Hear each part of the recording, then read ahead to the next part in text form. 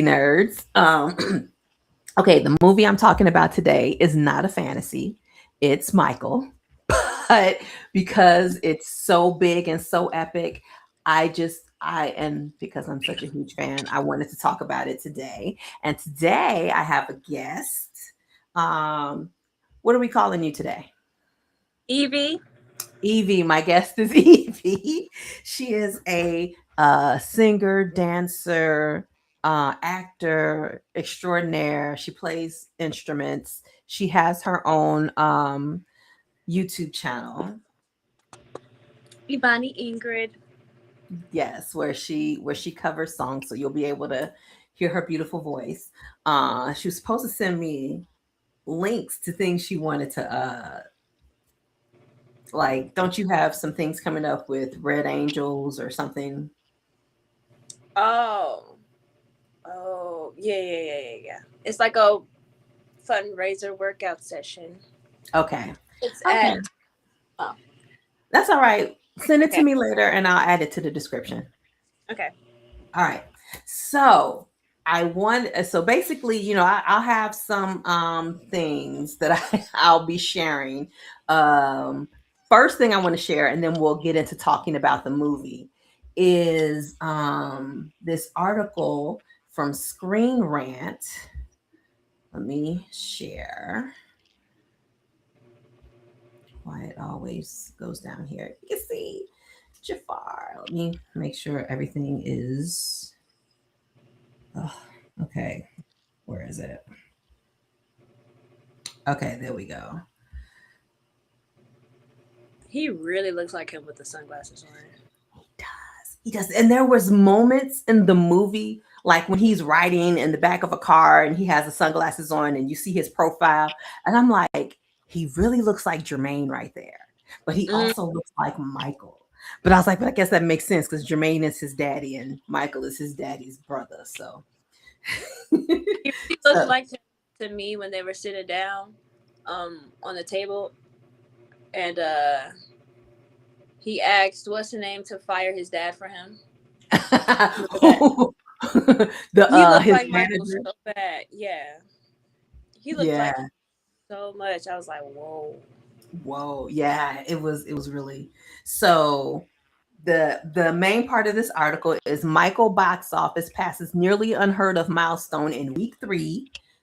If we can go all the way down, here we go. Lionsgate has now announced that Michael is expected to close out its third weekend in theaters by hitting a cumulative global box office total of 570 million. So that's 238.9 million domestic and 331.1 million from international markets. Ooh. Yay. So, yeah, so it's 570 million. Oh, I'm gonna have to do this every time I want to go back and forth. It goes. but but yeah. Okay, it went back on its own. But yeah, so it's even though it's not number 1, it's still making a lot of money. And Mm-hmm. I've been, and it's been in my For You page on Instagram, the what do you call it, the explore page. Mm-hmm. So much, and in all of the comments I see people saying, I've seen it 5 times, I've seen it 8 times, I'm about to go see it for the third time. I'm like, these people are pushing it up. They're like, let's make it $1 billion movie. I'm like, oh wow. Yes, do that. but but yeah, so I think I had said before about this movie, the moment Jafar comes on screen, it's like you have Michael again. Yeah. Yeah. Yeah. So it Especially little Michael. yeah, yeah. Because I'm about to say, so you're like, we get the Michael that I grew up with, because you didn't grow up with that Michael. You grew up with the 2000s Michael, with the invincible Michael. I grew Mm-hmm. up with um the Thriller Michael, and I have that album that our parents bought us, 2 years after it came out, people were still like, you don't have that anymore. Where albums is just you're just buying albums for 4 or 5 years. Because I think, yeah, Off the Wall was the late 70s. This was like 82, and then Bad didn't come out until like 88. That's a long time, and he was huge. He was huge. I remember He that. had longevity. He had longevity. He had longevity. But yeah, so I must say, as a filmmaker, I do have a couple of issues with the storytelling. And so for one, I feel like it's gonna sound nitpicky, but it really would enhance the story when he gets his what's the man? His bodyguard, Bill. Mm-hmm. I needed to see an incident that explains why all of a sudden Michael gets a bodyguard and this is Michael's personal bodyguard. Mm. So I'm like, because it's like you just Joe doesn't seem like the person to just do something willy-nilly. There has to be a reason for him to be like, okay, Michael needs a bodyguard. And Yeah. then go and get because then that's him spending money that he could be spending on his family.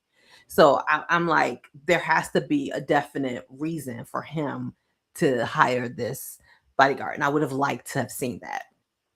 And then, although it was, I love the way they built up him, wanting to having the desire to be the greatest and doing all these manifestations, which is something I did not know Michael did. So, people are like, I ain't gonna learn nothing new. I learned something new from this movie.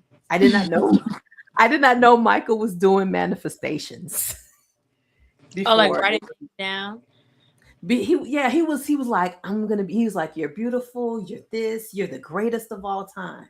He Mm-hmm. was That's what he said right before he was recording Off the Wall. And so he was saying that to himself, saying, you're gonna be this, you're gonna be that, you're gonna be this. But instead of saying going to be, he said, you're beautiful, you're the greatest of all time. It's I was like, wow. But I would have liked to have seen a moment that made him. I want to see where that desire to be the greatest of all time comes from. Because it's just like he was in the Jackson 5, and then he's like, I'm going to do a solo album, and now I want to be the greatest of all time.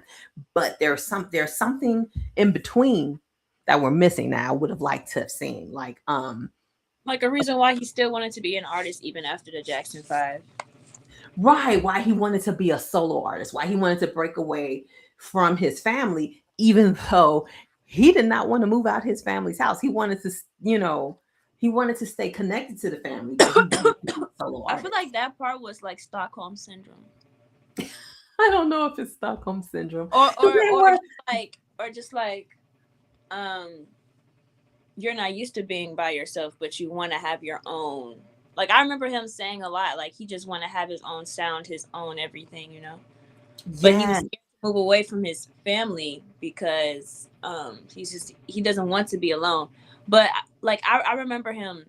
I don't know if he said that in the movie, but I remember him saying that like in real life, like in the recording. Mhm. Right. Right. And I saw, and I've been watching a ton of interviews since I watched the movie. Mm. And there was one with the producer Graham King and the director Antoine Fuqua. And Graham King was like, see, he didn't want to be known as the boy in the boy band. He wanted to, sort of break away from that. And I was like, see, that moment right there is the moment they should have shot and put in the movie, where he's Mm. like, I don't want to be just somebody in the boy band. I want to be the greatest of all time. I feel like they did it because I feel like that caused friction between him and his brothers, and they Well, didn't want to show that. Because if you paid attention, they didn't show really none of the drama between, hmm, this is or true. the drama. I feel like they didn't show any of the drama between him and his brothers, but like, and they showed the drama between him and his dad though. But like, but Yeah. even that drama, it's not into the fullest extent. Like they didn't show how he was still getting beat up as a grown man, by Joe, and there's people who say like he was getting beat up by his brothers too, but like I don't know if that's true. I don't know if he got beat up by his brothers, but you're right. They didn't show any of the drama. And what's crazy is I know you probably haven't seen it, but back in I think the 90s, they had a TV movie called Jackson's The American Dream. Mm-hmm. That was also that they also had a hand in making, and Jermaine's oldest son was in that one too, but he played Jermaine.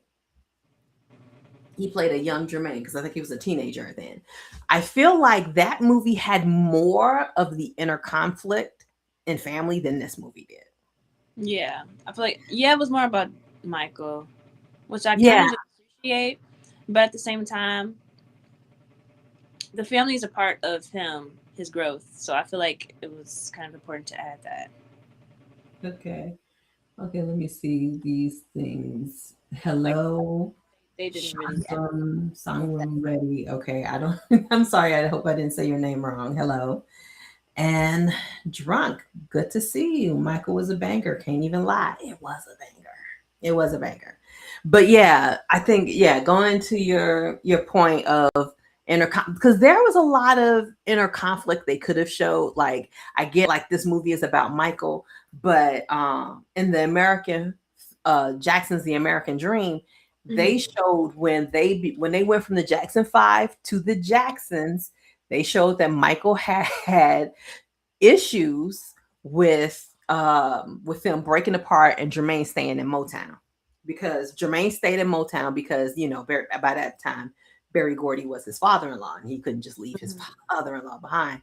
And so yeah, so they showed them, because one thing both of them showed was that Michael's a very sensitive soul, and he was very it really bothered him. At least in that movie, it bothered him. So they didn't show that. They really didn't show any conflict between the siblings. And when you have 8 siblings, there's gonna be some conflict. Some type of conflict. There's gonna be conflict. There's gonna be conflict. So, you know, they didn't show any interfamily conflict. They made Joe the villain. I was like, when they got to him setting up the victory tour with what's his face, Don King, I was like, oh, they making Joe the villain. Cause like I don't know if you knew, like the moment I saw they said victory tour and Pepsi, I was like, oh, see everybody marks Pepsi as Michael's downfall, Yeah.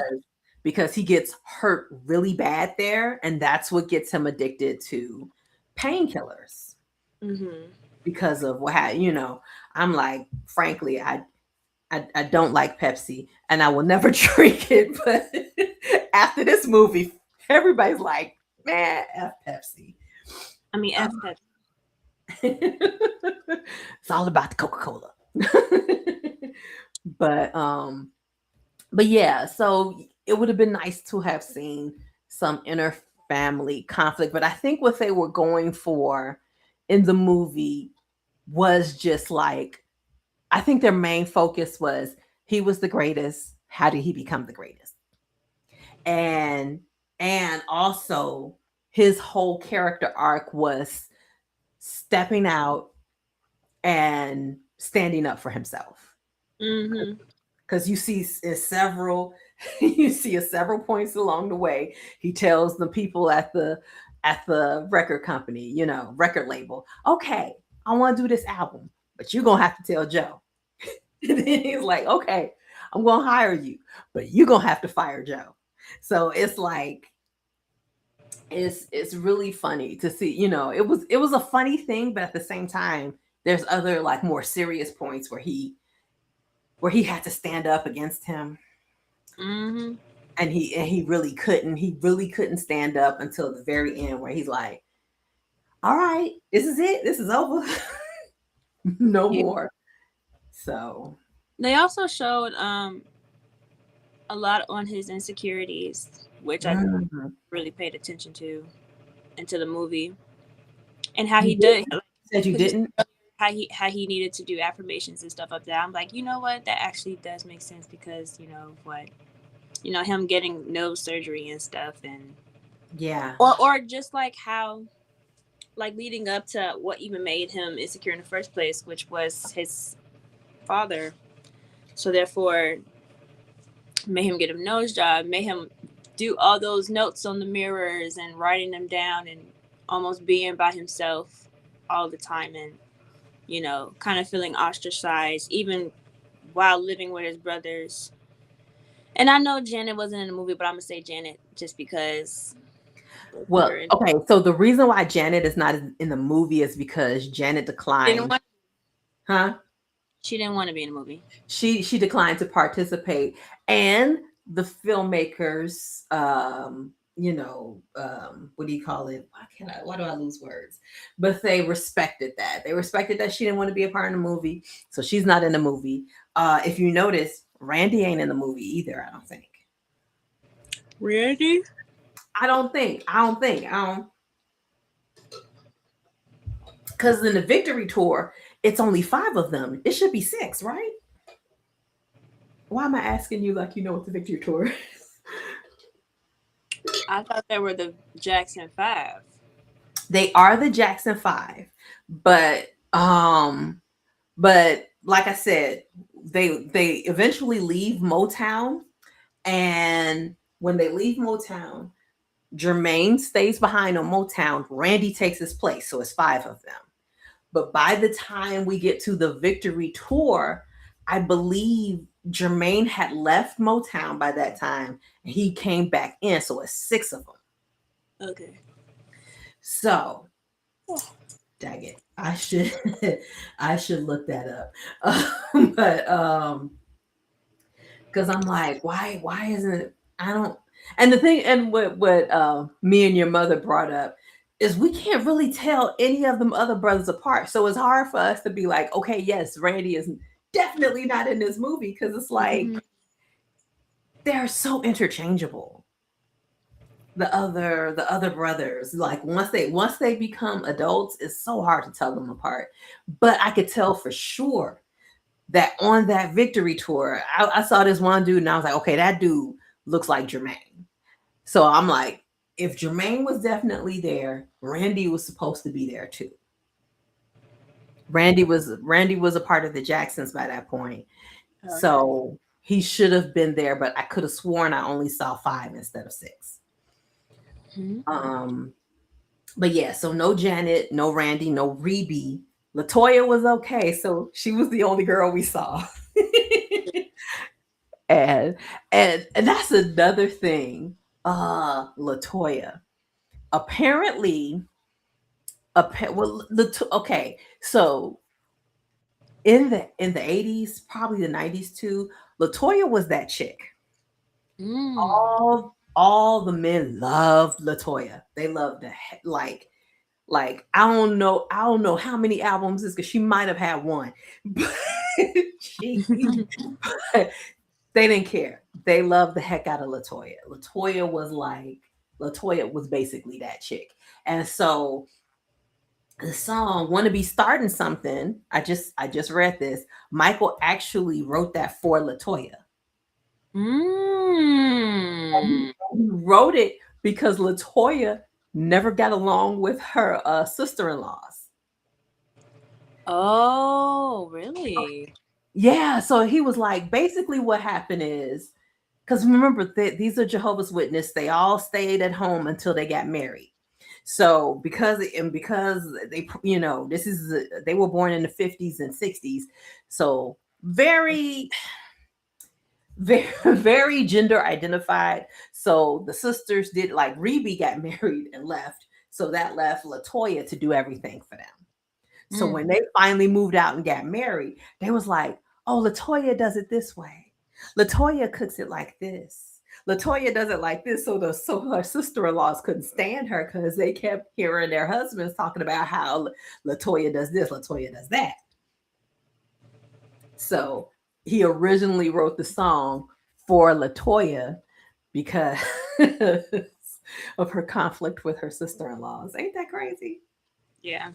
That's like your sister-in-laws hating you because your brothers are like, well, Evie does it like this.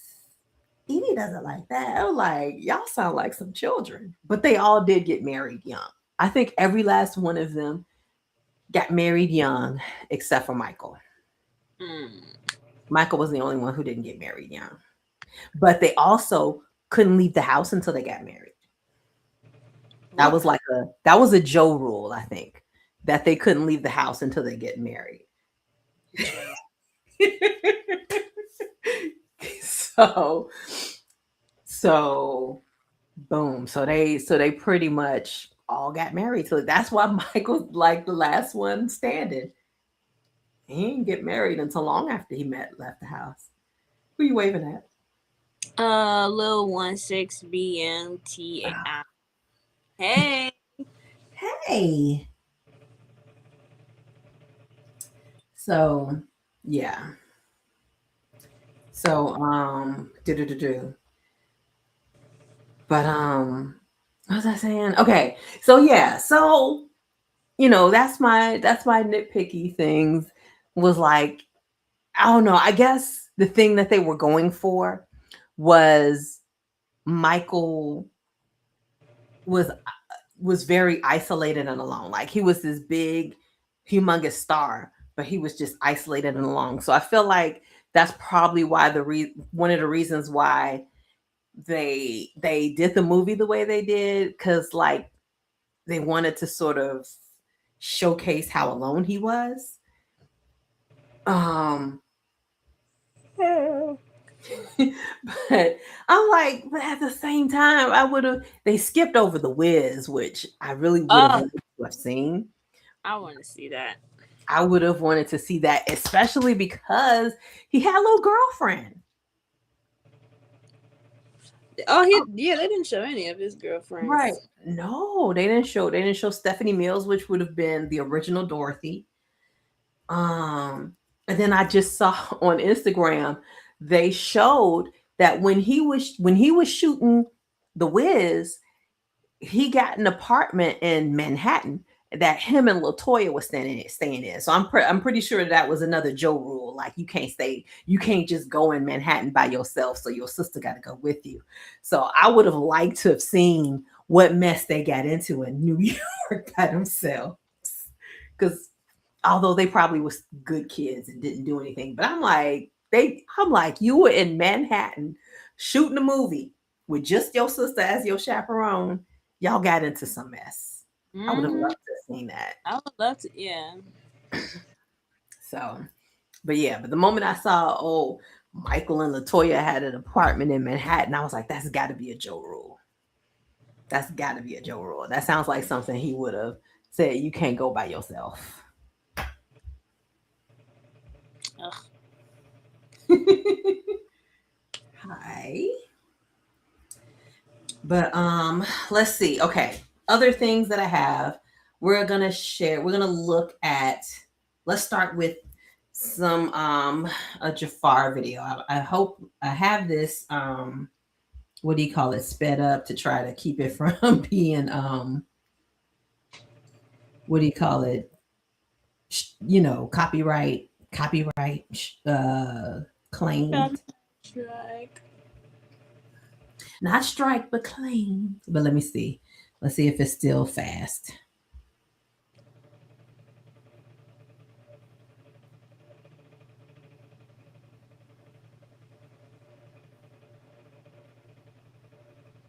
It's not showing. You be willing to try it. You might hate it, you might love it. I was like, I need to really think about it before just diving into it. I'm someone who really wants to pull something. I don't want to just try it just for fun. If I go into it, I really want to commit to it. So I told him, let me think about it for a couple of days. I didn't really hear back for some time. So I said, you know what? I'm just going to text him a voice note of me speaking as Michael to the best of my ability at that time, and also singing a song or two. I sang a Peter Pan song that Michael, he never sang it officially, but it was more so off the record. I sang it like a lullaby to him, and also just speaking to him in Michael's speaking voice. And he called me right away. What just happened? and said, I'm getting you a coach tomorrow. And that was the starting point of when I really started to try out acting. It was about 2 years, because the first year I was really just working with Angela Gibbs, the coach, on other scenes from films, plays, and then 8 months in, we started to work on specific. Okay. You may not know this, but she is Marla Gibbs' daughter. And okay, I'm trying to think. Who would you know her as? Because okay, so have you ever heard of the Jeffersons? Mm-hmm. She's Florence, the housemaid Florence, and also she was on 227, which is like the first show Regina King was on.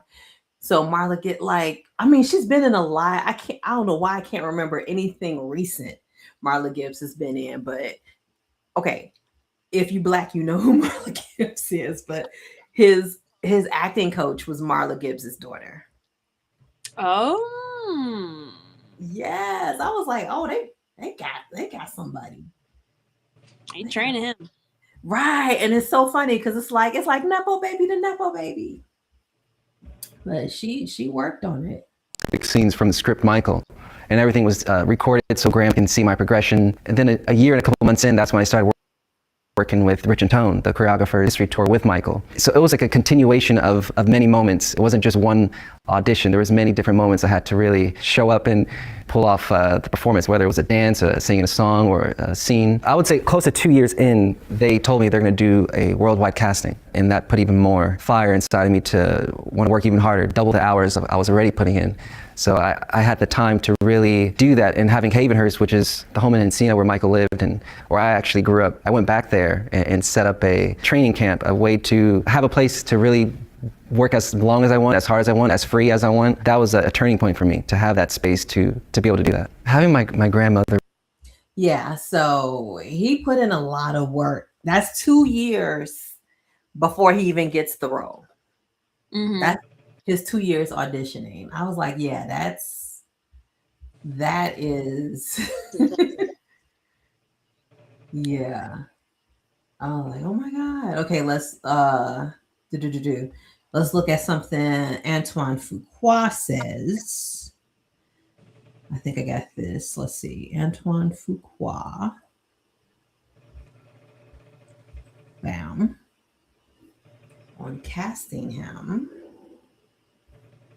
Okay, let's make sure this is all together before I start the what's his face. Oh, every single time. One of these days, it's gonna go smoothly.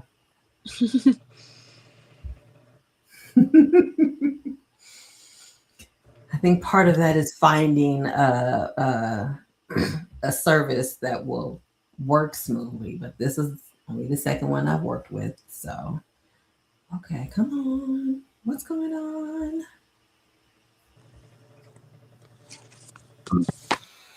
This is the wrong thing. Okay, here we go. I'm about to say, what's going on? How did you cast Jafar Jackson as Michael here? Well, Jafar is an interesting journey. Jafar was rehearsing to be Michael for 2 years. Before, about a year before I came on, Graham King, the producer, had found Jafar.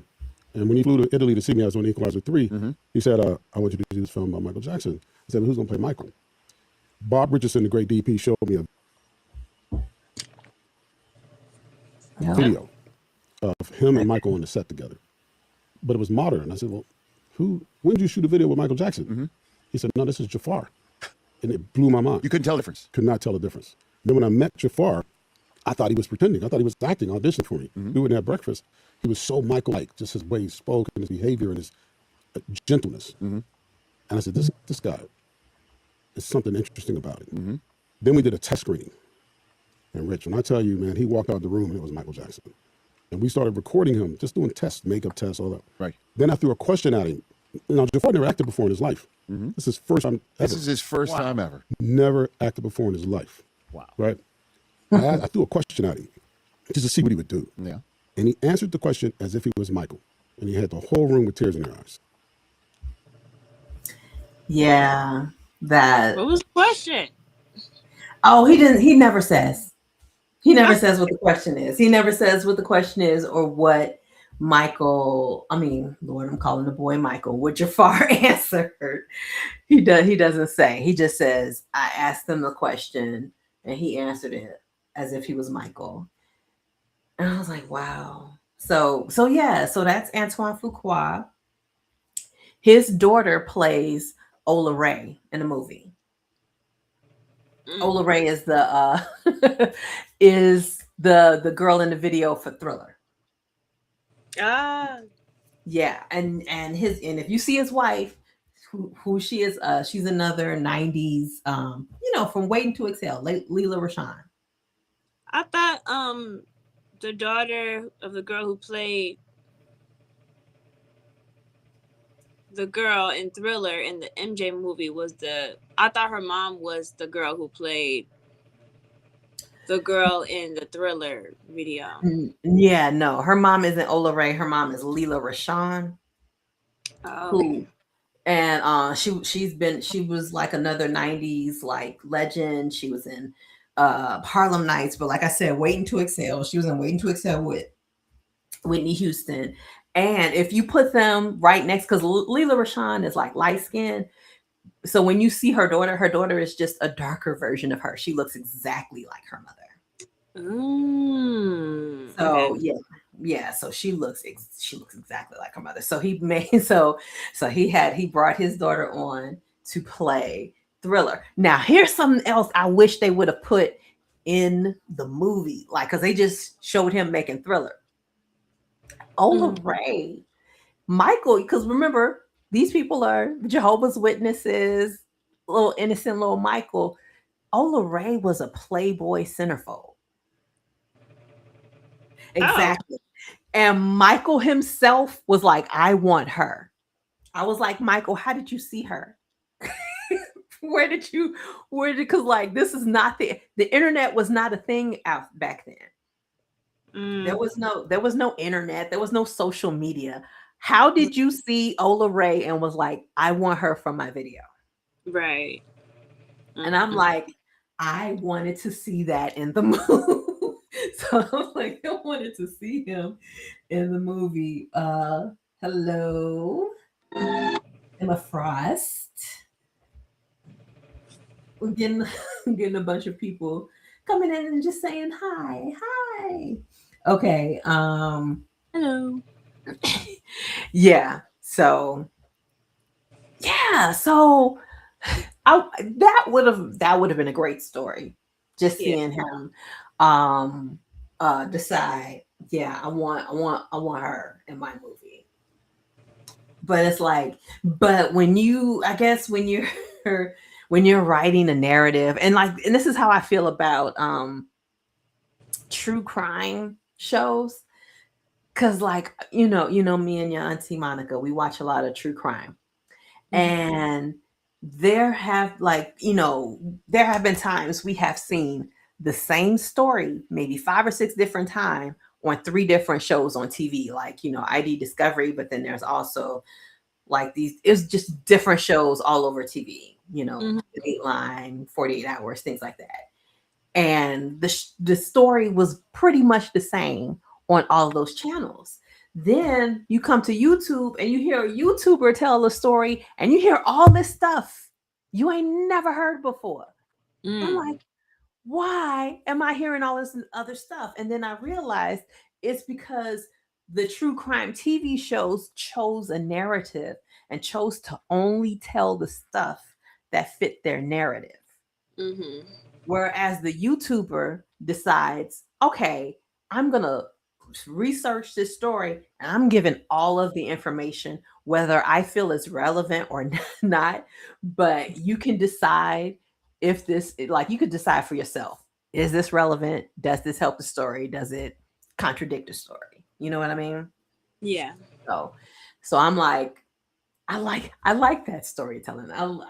That's why I now watch my true crime solely on YouTube, because I know I'm going to be getting, because like there have been times I've watched stuff on Netflix. You know how Netflix have all these docu series now, and Mhm. I will come back and somebody will be like, oh yeah, da da da da. Like there are so many YouTube videos what Netflix leaves out, and they leave out a lot.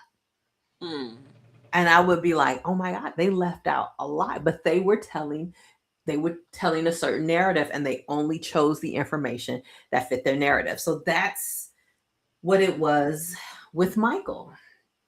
But They were they were telling a narrative and they decided to pick and choose from his life the stories that supported the narrative that they wanted to tell. yeah, and I low key don't like that only because I feel like whatever information that you have, especially if it's important, you need to tell it, regardless if it makes you like the bad guy or not. Yeah. I don't even think it was even about the bad guy because there was plenty of good stuff they could have told about him. But I think the narrative they were going for was not good or bad. It was he was this isolated genius. That's not telling So the story mm, though. right, because I'm like, Why is he so isolated? Because I don't think it's for no reason. How you isolated with six brothers or five brothers? also I really think even you could have shown other stuff and still kept the isolated narrative because it okay, because like I said, he had a little girlfriend. Then he had a little thing going on with Brooke Shields, and I'm like, you could have shown those things, and he still could have felt isolated. Because like, there's nothing more isolating than feeling alone in a crowded room, Mm-hmm. and I feel like he could have had all these people around him and still felt alone, and so we could have seen that. Yeah. So so yeah. But what was your favorite part of the movie? Favorite part of the movie is probably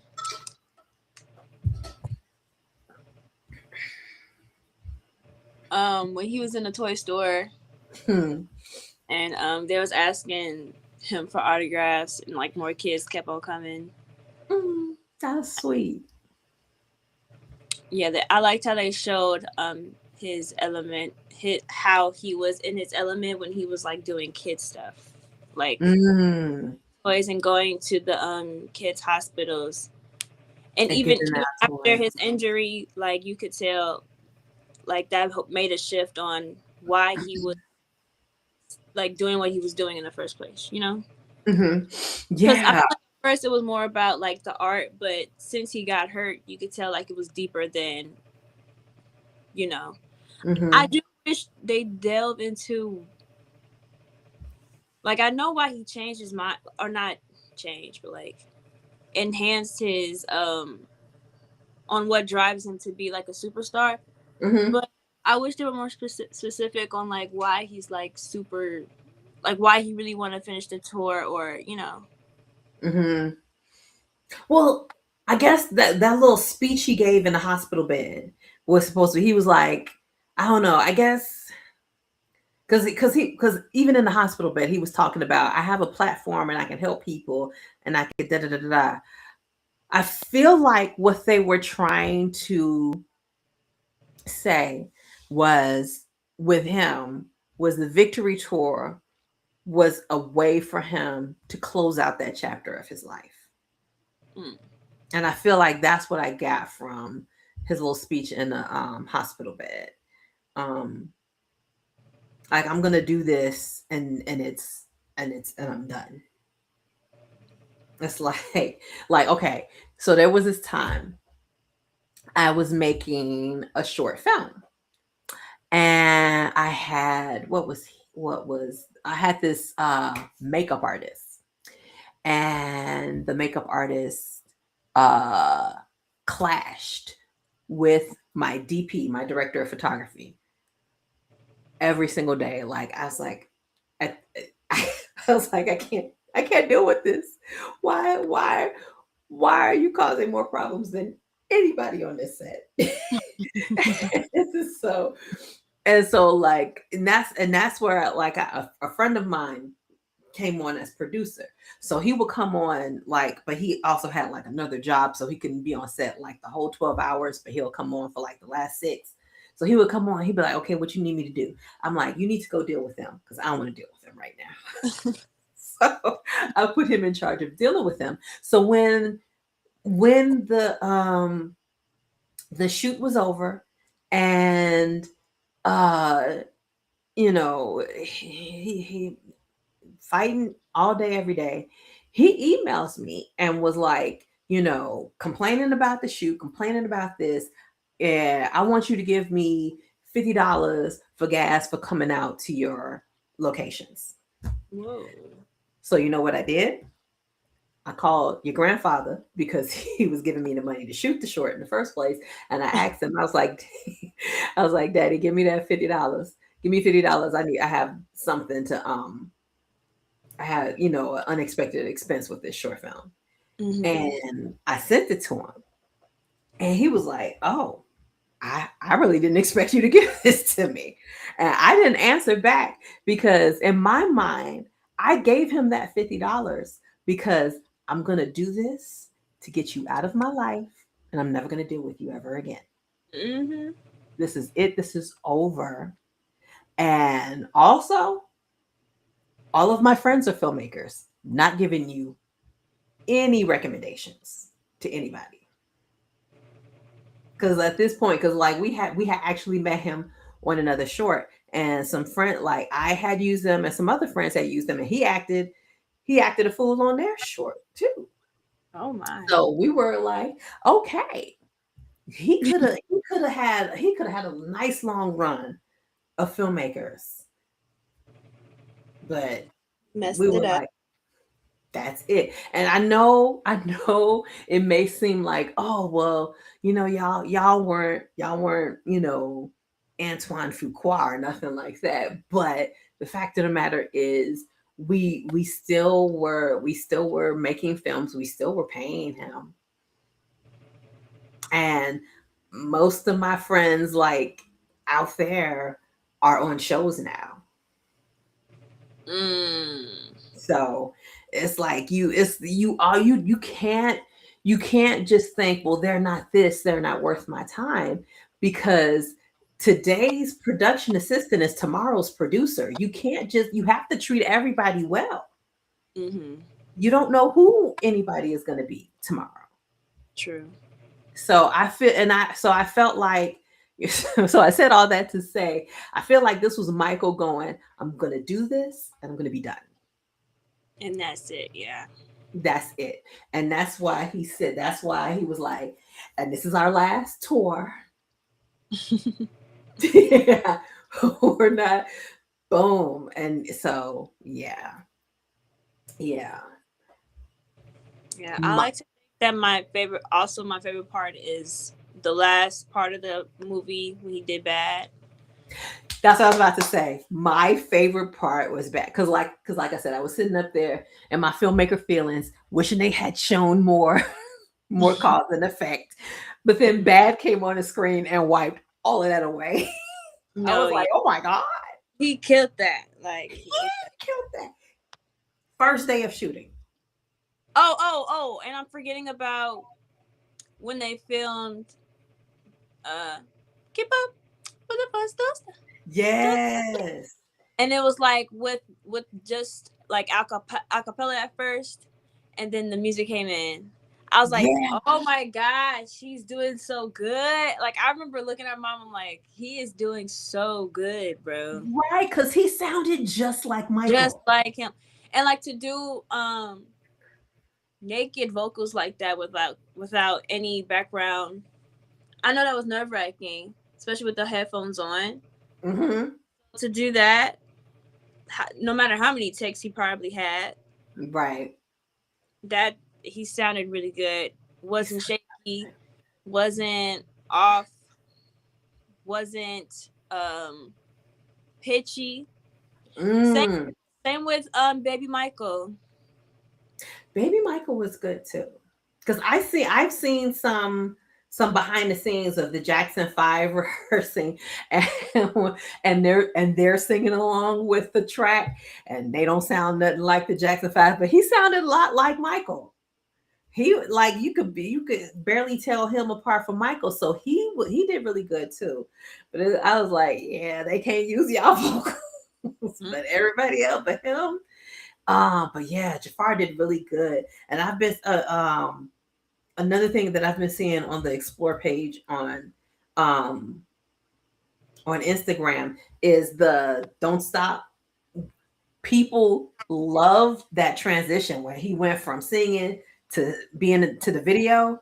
Yes. They I have seen at least 3 or 4 different videos of people shooting this in the theater, and when that transition happens, the theater goes start screaming.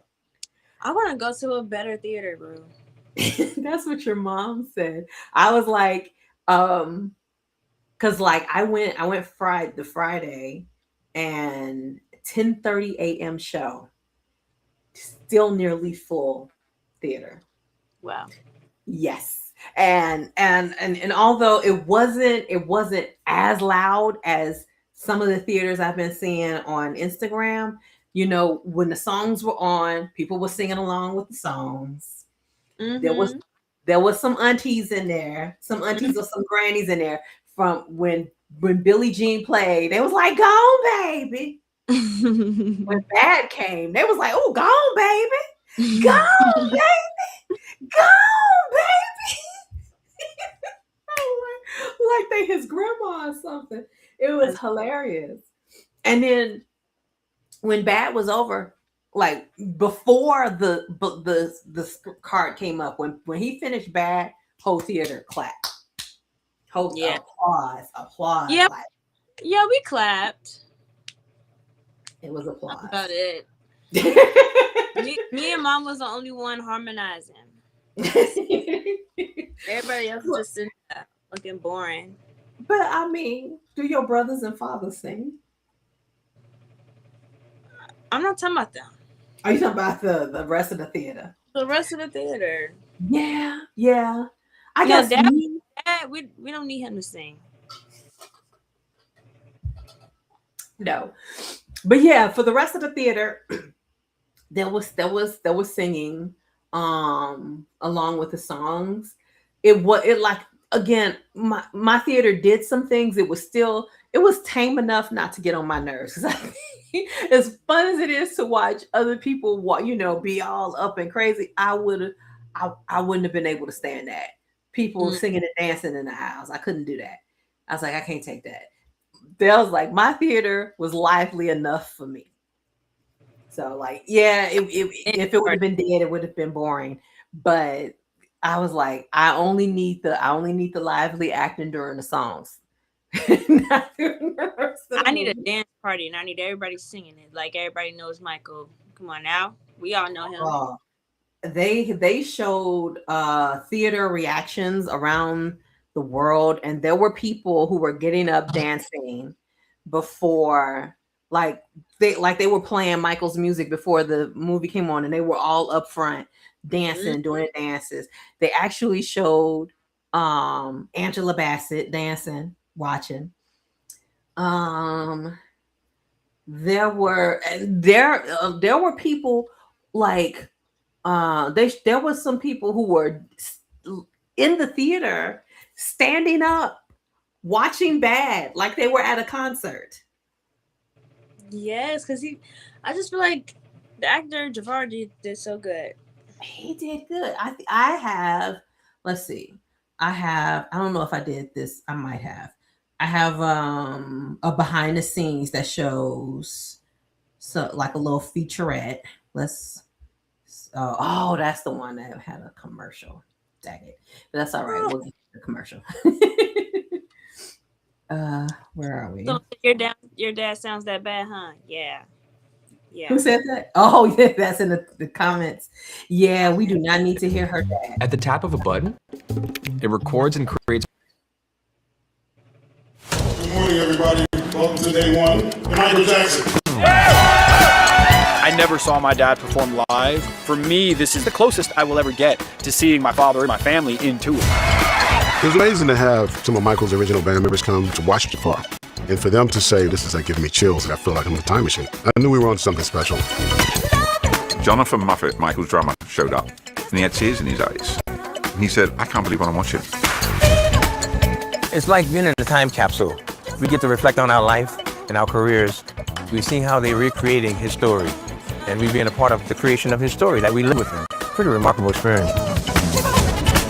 This is pretty emotional to come here and to see everything that's going on. Because when I got invited, I didn't really know what to expect. So walking in here just really brought me back to those moments. It's such a gas. It's giving me flashbacks and giving me a lump in my throat. I was sitting with Vince Patterson and he was wiping the tears away because the music is so powerful. Marlon watching himself up on the stage, was very, very moving too. This would just bring back so many memories from when we did the victory tour. Jafar is unbelievable. I'm so proud to be his uncle. Just to see Michael's nephew, he did the exact same thing that Michael would do. Little tiny movements that he's doing with his hands were so Michael. I worked with Michael back in the day and shot all the concerts. And looking through the lens at Jafar, he looks and acts, his mannerisms, he's Michael Jackson. Jafar is otherworldly. It's in the DNA. I can't imagine a better suited person to play this role. Yeah. Don't want to show the whole thing. Don't want to get copyright claim. But yeah, because like you could see they did invite Chris Tucker to come out and watch. Because he was one of Michael's last good friends. And then they invited a bunch of people who worked with him, and everybody was like, "Oh, he's great." But yeah, Bad was they shot all of the performance stuff first, and Bad was the first day of shooting. So I was like, the fact that he came out the box doing Bad, was the very first thing that he shot. That's crazy. That's crazy. That is absolutely crazy that was the first thing he shot. I was like, okay. I'm going to be honest. When I heard that they were doing this movie, I did not know the producer was Graham King, was from Bohemian Rhapsody. I did not know that the director was Antoine Fuqua, because had I known that, I would have been like, oh, this is going to be serious. All I knew was they were making a movie about Michael's life. And then they announced, oh, and his nephew Jafar is going to play Michael. And I was like, oh, that's cute. I thought it was going to be like the Jackson's American Dream, but only Michael. Mm-hmm. But then as time went on and they started announcing the cast, and they was like, Nia Long going to be Catherine. I was like, ooh, Coleman Domingo is going to be Joe. I was like, oh. And then what's his name was going to be the manager. Why can't I remember that boy's name? White boy. I can't remember his name. Yeah, I know you're talking about. He's going to be the manager. I was like, they serious. Mm-hmm. They were serious. And so I was like, okay. Still thought it was cute that they were going to let his nephew be Michael. It wasn't until the, what was it? What did we go see? I think when we went to go see Wicked and they showed the teaser. And, I said, Yeah. And although, I hate trailers, I didn't have my headphones in. Normally I put my headphones in so I don't hear anything. But I didn't watch. All I heard was, they was playing, want to be starting something, da-da-da-da-da. And then when it ended with, Q, can you turn the lights down? I was like, oh my God. I was like, okay, maybe he knows what he's doing. Yeah. And I think, that was actually probably the smartest move they could have made, by making a teaser and ending it on him speaking. Because everybody was like, that voice, oh my God. No, just like him. Floored everyone. And then everybody was like, okay, we going to see this. I was going to see it anyway. But after that, I was like, got to. Huh? I said, you got to now. Had to. But yeah, oh my goodness, Bad was that was the absolute best. But they also again, going back to my Instagram explore page, everybody loved the Human Nature.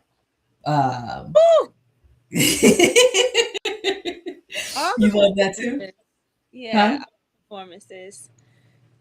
all the performances were good. They're Yeah. so good. All But of it them. was like, but everybody was like, oh, this really felt like, you were watching Michael. It was Yeah. good.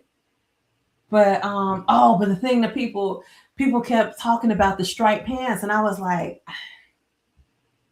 okay. They loving him in the striped pants. I was like, if you like it, I love it.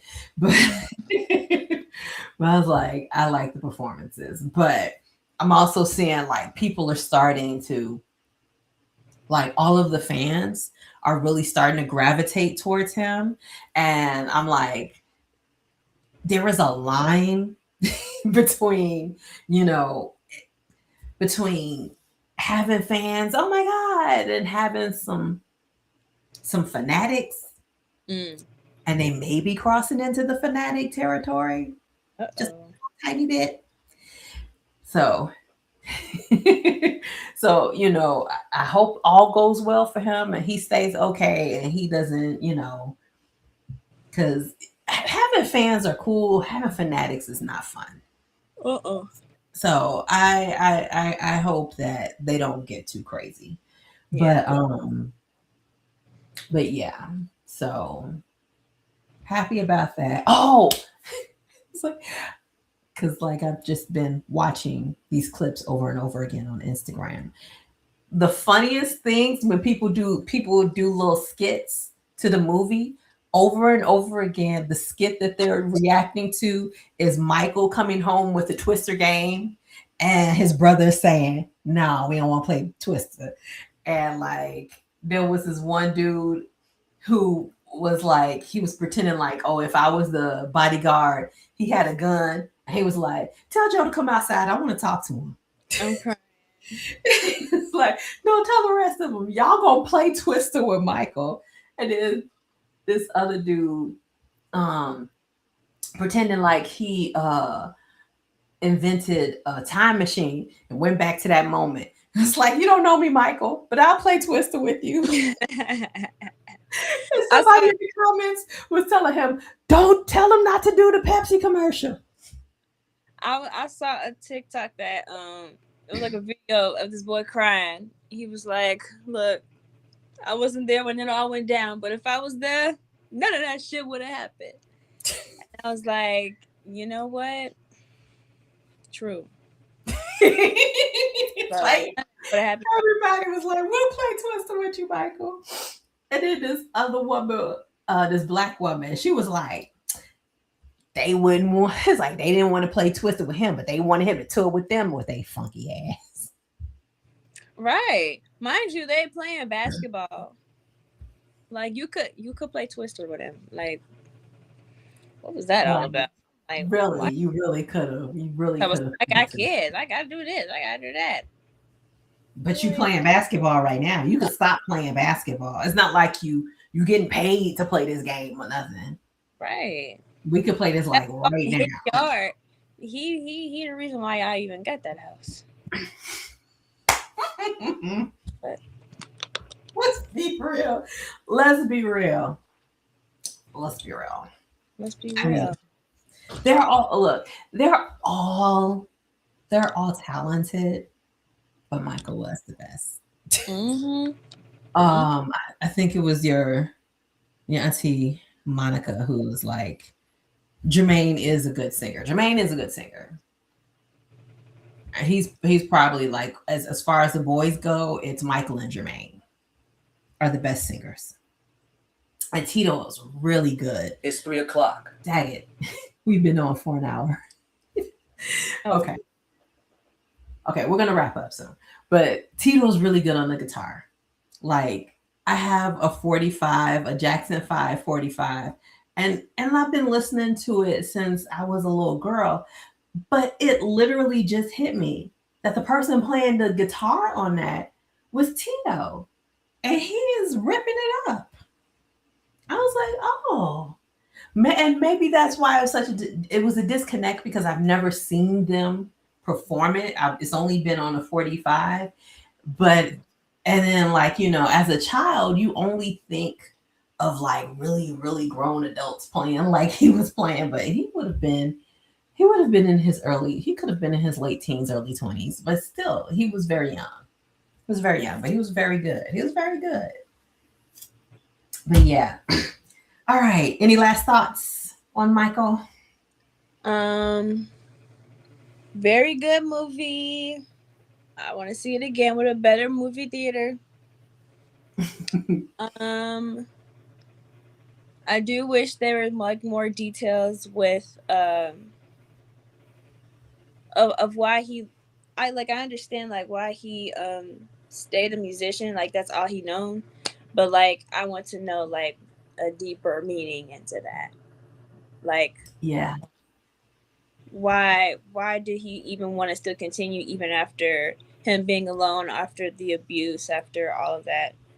I wanted to know about his dance lessons, like tap dancing, all the different, because he did more styles than just what he was doing, which is why Yeah. he's good at dancing altogether. He did more than just the turns, the kicks, the moonwalks. Like he did all different type of stuff. I wanted them to dive into like his musical theater, his love with musical theater as well, because Yeah. musical theater kids are literally the reason why it's an entertainment business. But like they're like why there's talent in the entertainment business in the first place. So Yeah. yeah, other than that, yeah, I just wanted them to tap into his artistry just a little bit. Yeah. Well, I don't know like how many classes he took, but I know for a fact he studied other artists. Like we saw in the movie how he studied James Brown, but a lot of the later stuff, like from the I hate when I do that. A lot of the later stuff from the 80s comes from Bob Fosse. You've heard of him, right? Yeah. Yeah, so he like if you see videos of Bob Fosse, he pretty much took Bob Fosse's style and that became Michael's style. Yeah, I wish they had that in the movie and stuff like that. Like Yeah. they just showed James Brown, like, but there's more styles to dancing that he knows There about. was right. They also did not show the kids who taught him the moonwalk. Because he didn't create the moonwalk. He got that from some kids who were like, dancing on the street. And I was like, I really wish they would have showed him going out and seeing them kids dance and learning the moonwalk from them. Like that's not something he took it and he like everything he does, he took it and he made it his, kind of like how Luther Vandross, like if you've ever heard of you've never really heard a Luther Vandross cover because it's always better than the song he came from. So it's like Michael did the same thing with dancing. He took from all these other people, but he made it his and it became his. And I wish that we saw more reactions from other celebrities when he first came out. From Yeah, that would have been nice. Now, I almost forgot to say this. Even with all of my nitpicks on the movie, Antoine Fuqua had actually shot a completely different movie. So they had to throw out the third act and rewrite the third act because the movie goes into the 90s and it goes into those first allegations. So so actually, like if you go back to the trailer, you see him dressed up in the black or white. So he did black or white. He did stuff from Dangerous. So they got all the way into the Dangerous era. So, but they have to throw all that out because the estate realized they made a mistake. The estate was like, "Oh, we made a mistake." Michael settled with that boy, and in the settlement, they were like, he couldn't be depicted in any future biopics. His lawyers made sure of that, so they couldn't depict the allegations. So everybody complaining about, oh, they didn't say anything about the allegations. They legally could not say anything about the allegations. So Antoine Fuqua had shot those things, had shot Neverland Ranch being raided. Like we got to see him move into Neverland Ranch. All of that had to be scrapped, and he had to reshoot the third act. And because the estate was like, "This is our mistake," the estate gave them the money to do the reshoots. So that came out of their pocket. So I think what they said was the original budget for the movie was 170 million, but like with the reshoots, it's like 200 million. But so because they did that, they're like they've been floating around the idea of doing a part 2.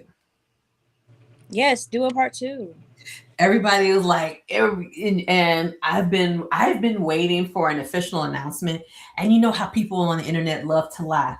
I swear every day somebody like the sequel has been confirmed, and then I will go instead of posting what they post, I go look up the Hollywood Reporter, Variety, Deadline, and none of them are are reporting that. So I'm like, okay, if they're not reporting that, then this is not real. This is just somebody making shit up. Because if the sequel had been confirmed, they would have sent out press releases to all the trades, and it would have been in there. So yeah, they need to do a part 2.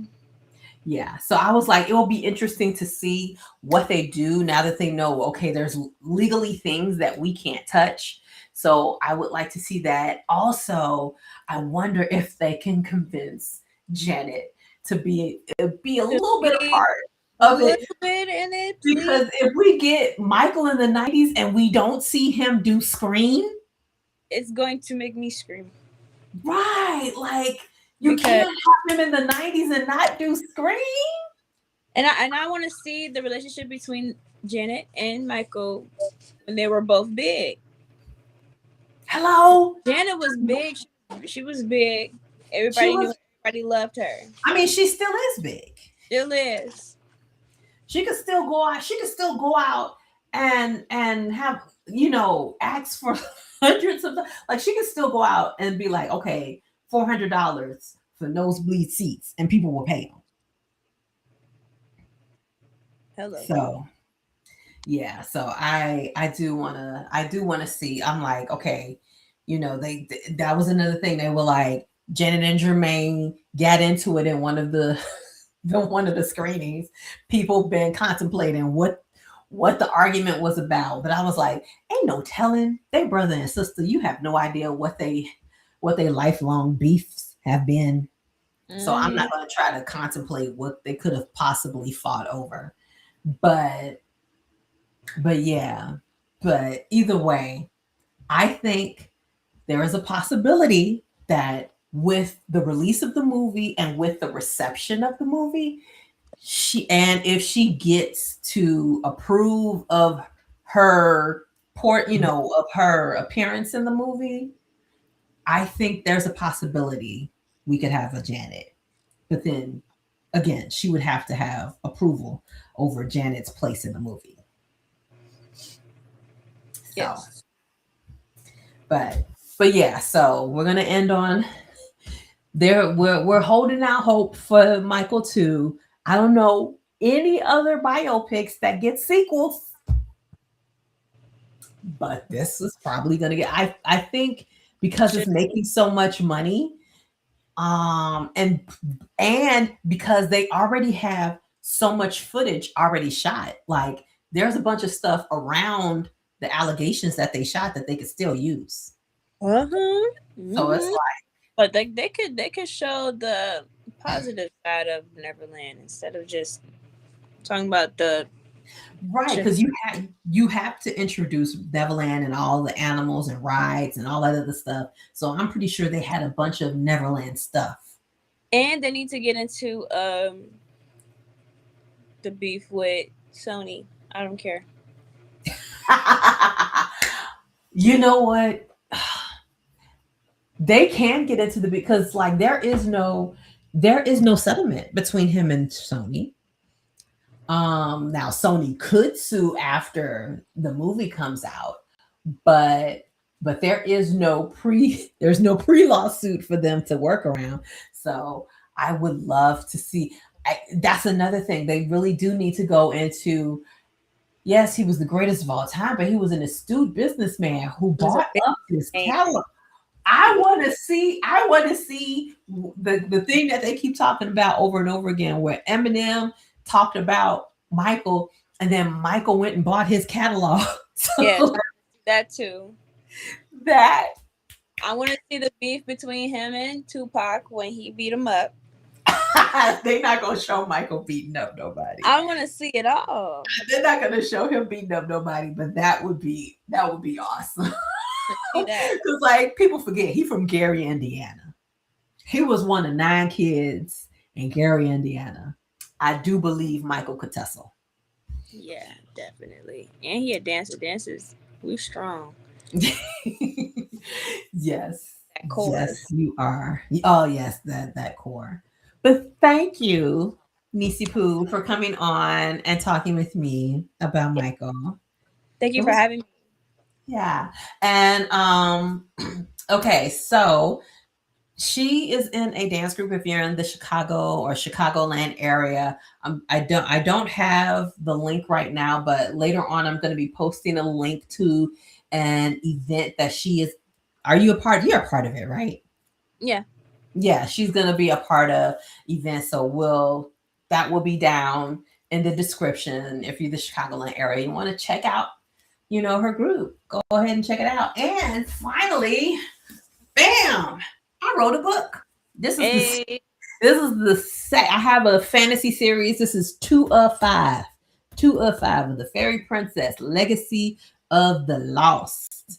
For all those people who want alternative programming to, not the wizard and glasses. This is a Black girl from the south side of Chicago discovers she's a fairy princess.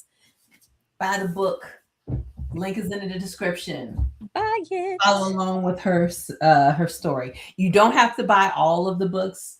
If you just want to buy one, definitely buy Legacy of the Lost because it's new. So it's I'm very proud of the new stuff. But and I am already editing the 3rd book to try to get that one out this year. So don't think like I left people hanging on that first book. It took 7 years, but I promise not to leave y'all hanging again for that long. But thank you guys, and I shall see you later. Oh, don't forget to hype up the stream. Hype it up. Hype up the video. Everyone hype. That helps. And hype, like, share, subscribe, and I'll see you guys later.